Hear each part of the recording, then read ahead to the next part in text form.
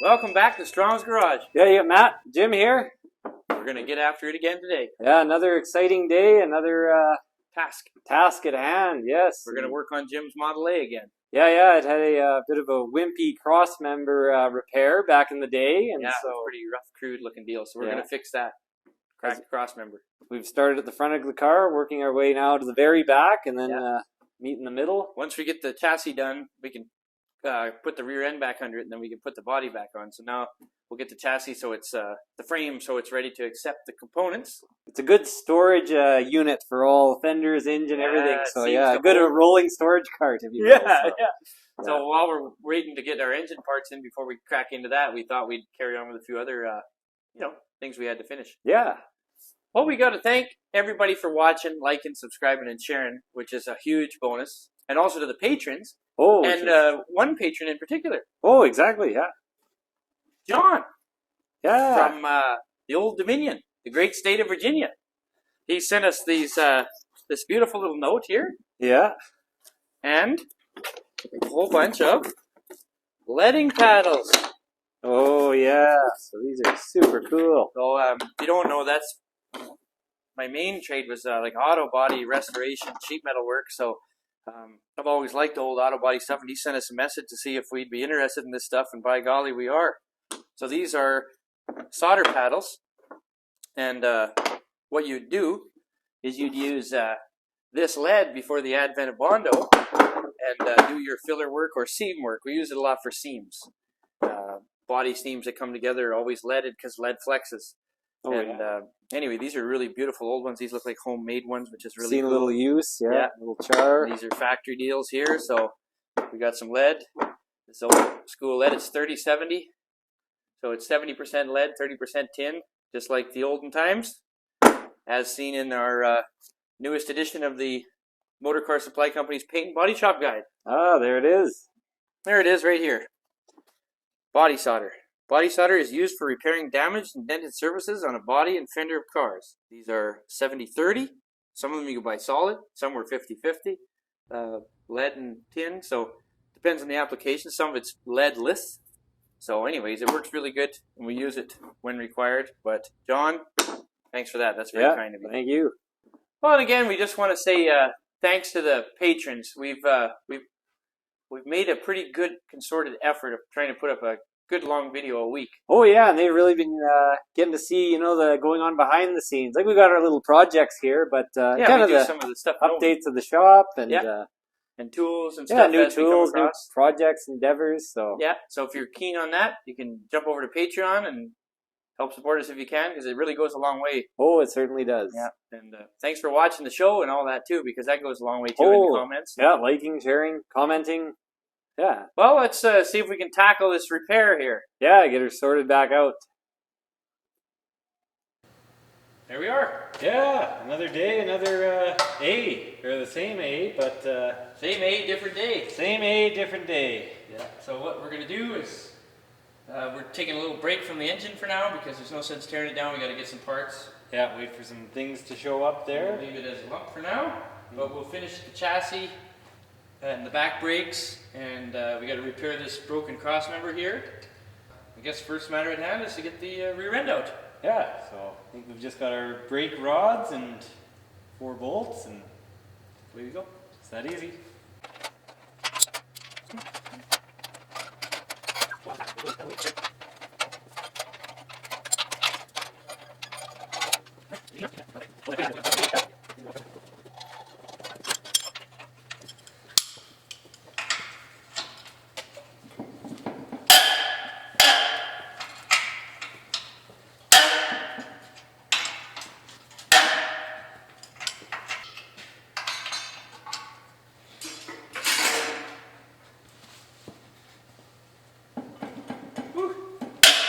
There you go.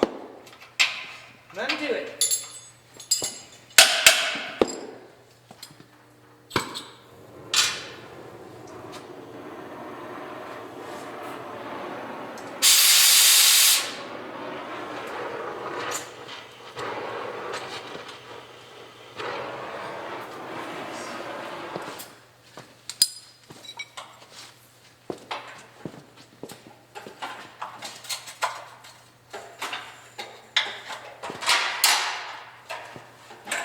Beautiful. Heat. What an amazing little heat will do, eh? Just one spot on that.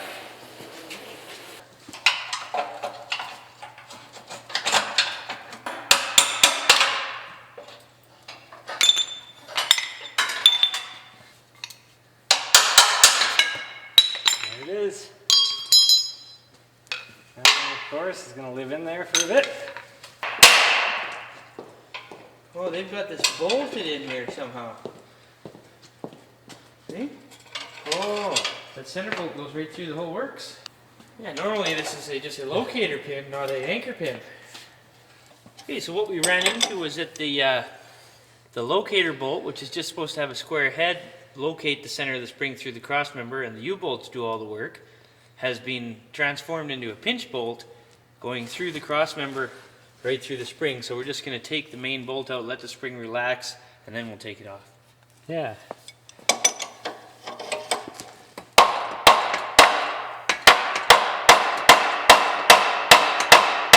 Okay. Now we got against the spring tension. Ah. We have to. We'll just put a porta power in it. That'll take care of our trouble. Okay, good. Oof, some of that old spring dust wafting through the air. Yeah.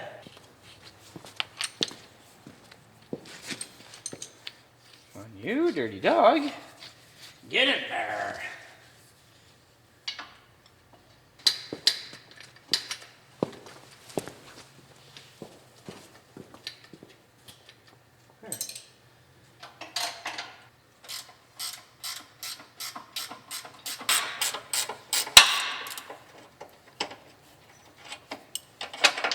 And one.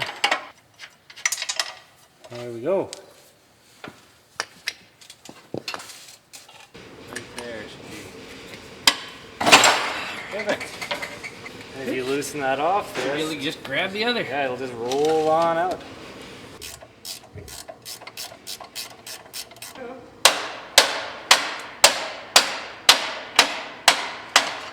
Perfect. There we go. Lower it onto the jack stands. Lower it onto the jack stand. There. Oh, Good.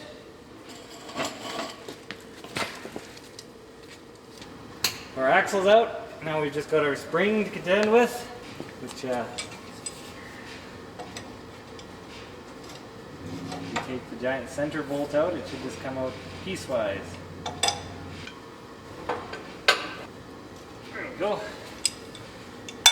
Just the thread dangling up from hanging so low. Hey, there you go. Yeah, that's the way to do it. See? Yeah, twisty-roo. Hey, let's get this sucker out of here. Simply release this. In a safe, controlled manner. Just wiggle her down. Oh, we're still contending with that bolt head. Oh yeah. Maybe we can beat it upwards now. I thought and then maybe. everything will Okay, fall ready? apart. Yeah. Okay, there comes one. Yep, it's coming. Oh, yeah. It's gonna be heavy. Got it. Started it. Come on, you. There we go. Beauty. Oh. And this simply.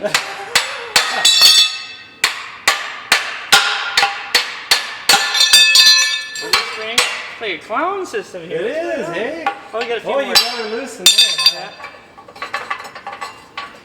Yeah, that is not the correct way to do that, folks. Oh, it's all bent up and. Oh, no. The clown There. system.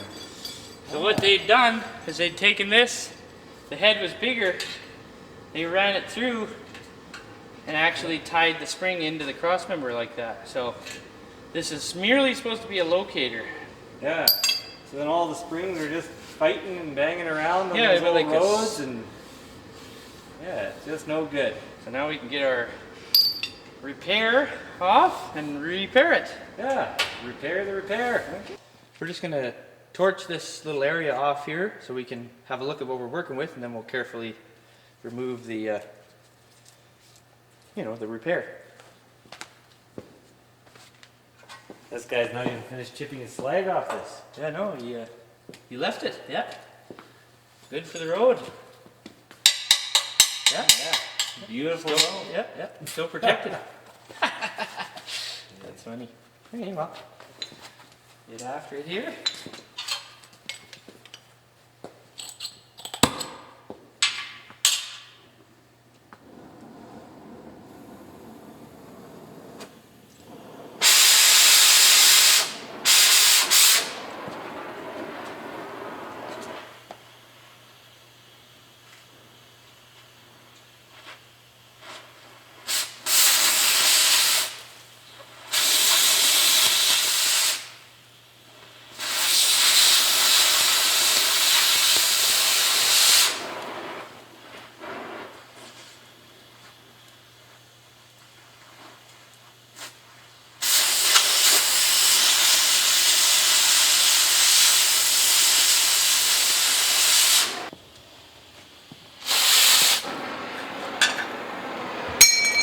There you go.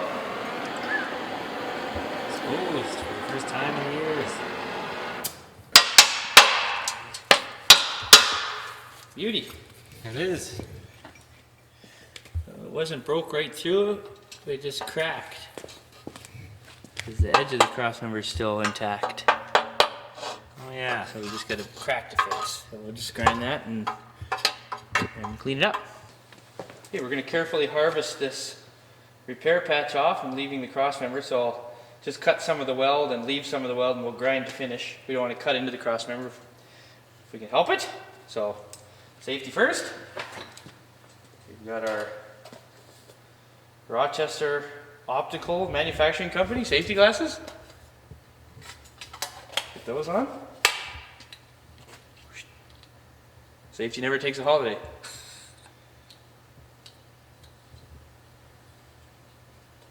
Perfect. Okay. The cutter, some air. That's it.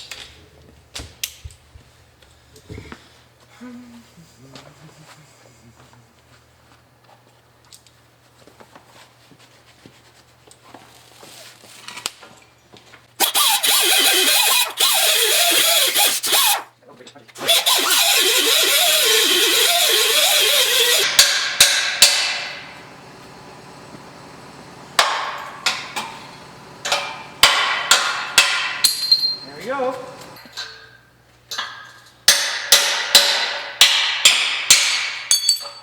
There. Here it is. Yeah, I don't think their strap did tons, but the idea was there. We can focus in on their welding here.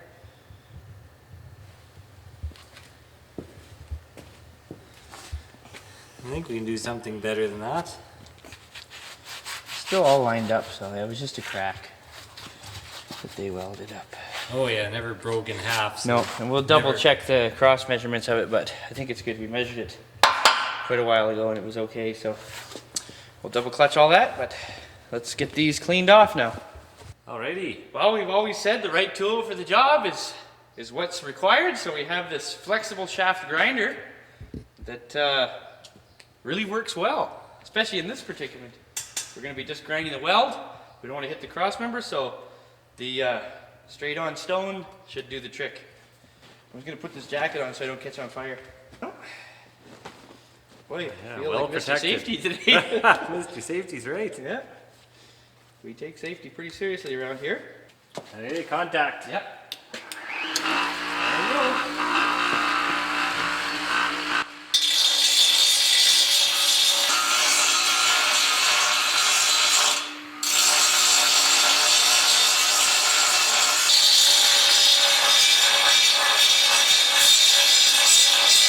When using something like this to grind, whether it's a pencil disc grinder to grind sheet metal or something like this where you don't want to hit each side, and you grind at like a 45-degree angle, and then you can watch and make sure you're not contacting on each side of your weld. You're just focusing on the weld.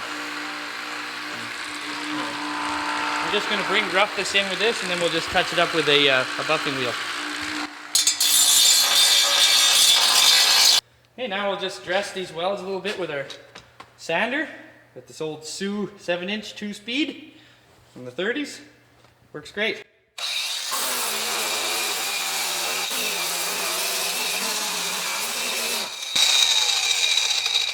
Just gotta touch that one up just a little bit more, and then it'll be invisible.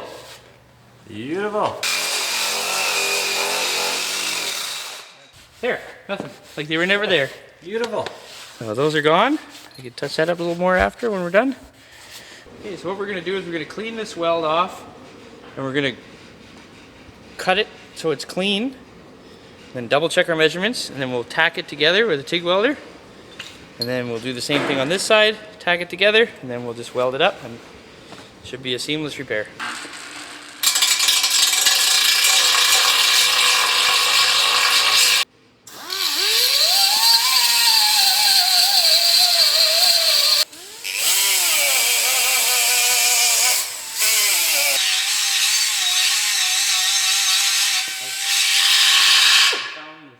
The whole thing. Well, you found the whole crack, eh?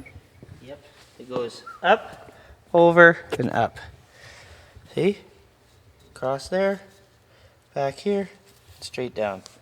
Ah, perfect. Like I said, the outside's still intact because the hole stopped it. Otherwise, if it hadn't gone to the hole, We just kept kept running. going. So that's okay. It's all clean now. We will proceed with repair on this side, and then we'll do the same on the other side, and it'll be good.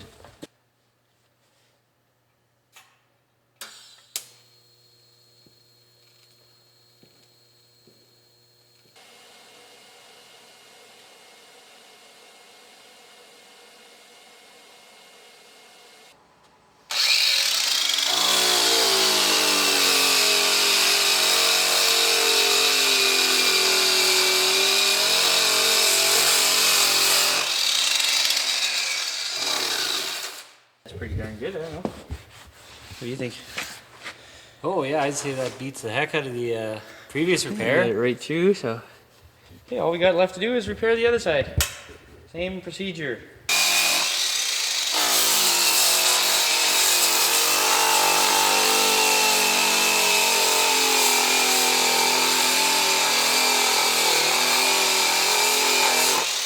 There you go, Jim. Fixed up. Beautiful. Yeah. We Jim's engineering degree poked through when we had an epiphany when we were doing this repair. Yeah, it finally came to good use. Well, not that it doesn't every day, but this was cracked and was repaired. It was able to deduce that the guy was driving it around cracked for some time. As you can see on the body, the quarters have been cracked in a weird, right under the quarter windows in a weird fashion. And so with kind of the structure of a Model A, you've got, the body has a bit of a subframe to it, and so it's bolted to the frame. And the back body hangs out about like that far. That far, yeah, exactly. And so basically once this was cracked, it was just the subframe that was taking the load and carrying sort of all this your body to the road motion just through the body itself, creating these weird flex points. And so that's kind of another point where you've always got to be mindful when you're repairing a frame on your abilities and anything. Yeah, exactly. And so remember to just think about load paths and how things, what would happen. Big procedures for most frame repairs, especially when they're under severe load. Like if this part of the frame or any other part of the frame, I mean, we could also just change the rear cross member. We could have done that. We could have riveted in a new one. There's many options, but this here, the way it was broken, nice solid repair now, good for another 90 years. Oh, for sure. And the next 90 years are going to be a little easier on this car. Hopefully. Yeah, it's not going to be going 300 miles an hour down a gravel road. Eh? Tire chain's going. So there it is. We'll get that cleaned up, and we'll just take a quick measurement, Jim. Just double check. Do that. Make sure we're Everything's spec. I'll just hold that rivet here. we'll go rivet to rivet here. Yep. All right.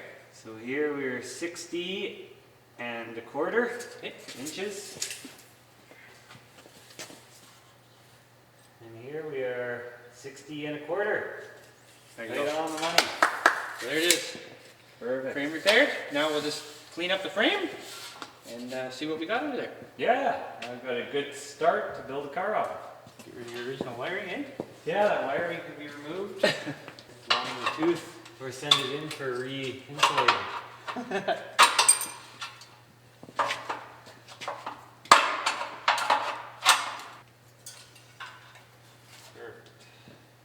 Just lay that out there. Careful, lubrication. Okay, here's one more clip. Let's just start scrubbing then, eh? Yeah.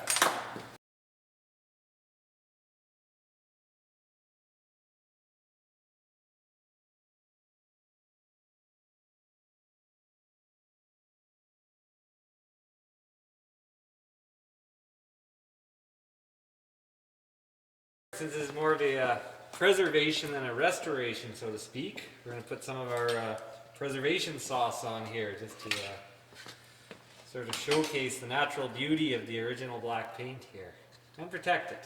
So we just apply a liberal amount, and we'll let it sit a bit and merely wipe it off.